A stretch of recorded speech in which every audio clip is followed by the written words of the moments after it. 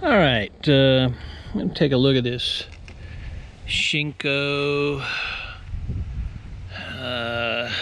Enduro tire. It's a 8100 by 21. It's their 216 MX.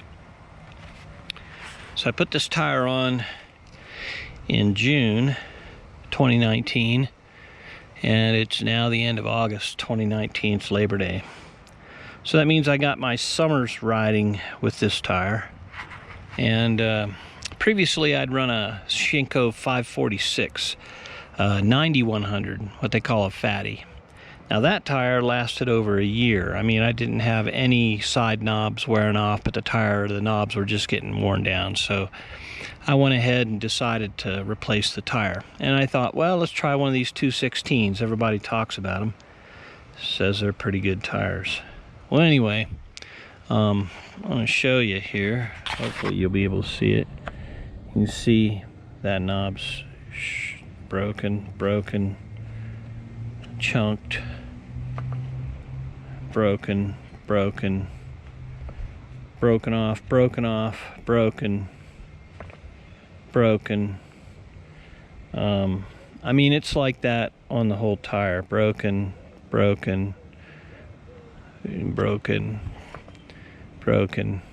So this tire's got about 300 miles on it. I think about 6 or 7 rides.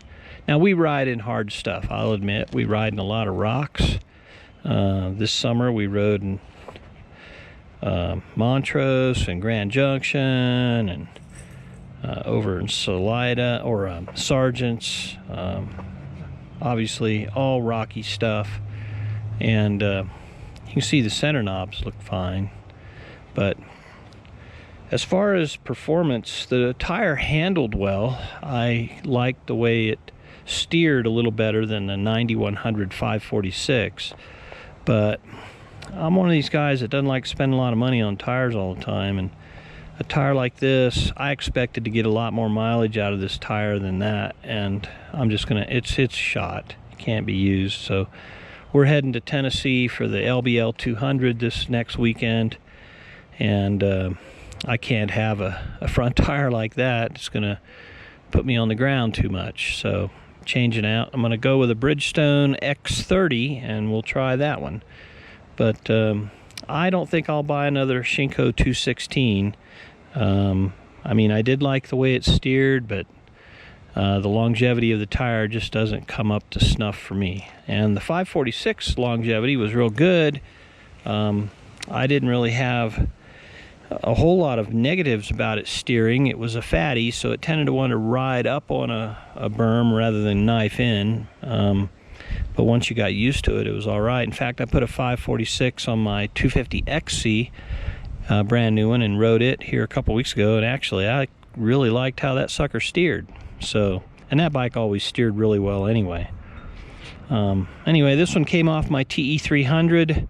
I've got another one on Bose. 2013 250 XCW. It's not as chunked as mine, so I'm going to leave it on for the LBL 200. I think he'll be fine,